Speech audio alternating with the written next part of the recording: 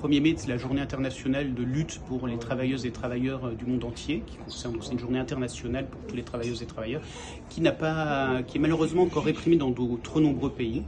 Cette journée a pour origine, les premières journées de lutte du 1er mai datent du 19e siècle, avec pour revendication de la part des ouvriers et ouvrières de l'époque les 3-8. Les 3-8, c'était 8 heures de travail, 8 heures de loisirs, 8 heures de repos. Aujourd'hui, nous avons des revendications qui vont un peu dans le même sens, donc à savoir qu'on veut remettre en cause la dernière réforme des retraites. On veut revenir à la retraite à 62 ans dans un premier temps, puis 60 ans, qui est notre objectif, avec 37 annuités de cotisation pour tous les travailleuses et travailleurs. Nous voulons une augmentation des salaires et des pensions, donc une meilleure répartition de la richesse produite entre rémunération du capital et rémunération du travail, à savoir que malheureusement nous avons de plus en plus des dividendes qui explosent d'un côté et de l'autre les salaires qui stagnent, voire qui diminuent réellement à cause de l'inflation. C'est une journée aussi où on va militer aussi pour un budget plus juste, qui ne soit pas un budget de guerre, mais plutôt un budget orienté vers les services publics et vers la transition écologique.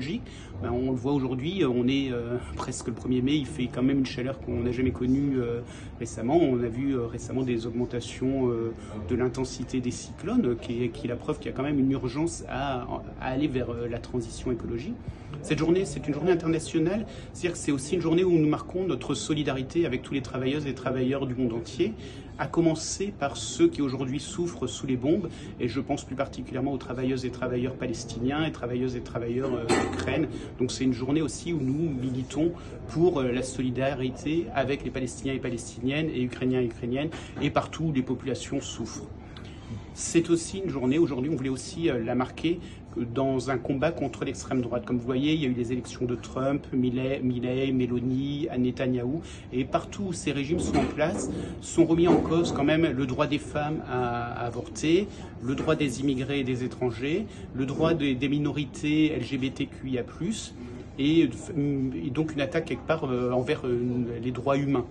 Donc, et la mise en place, ces régimes sont soutenus par les plus grands milliardaires du monde aujourd'hui, malheureusement, et financés par eux. Donc c'est un combat très difficile. Ils sont riches, nous sommes nombreux. Alors soyons solidaires et venons jeudi, soyons nombreux dans la rue et pour arriver à enrayer un peu cette montée qui semble inexorable et qui aboutit malheureusement à du racisme, de l'islamophobie ou de l'antisémitisme un peu partout dans le monde que nous combattons. Nous voulons que chacun puisse vivre en paix, dignement de son travail, partout, que ce soit ici ou ailleurs dans le monde.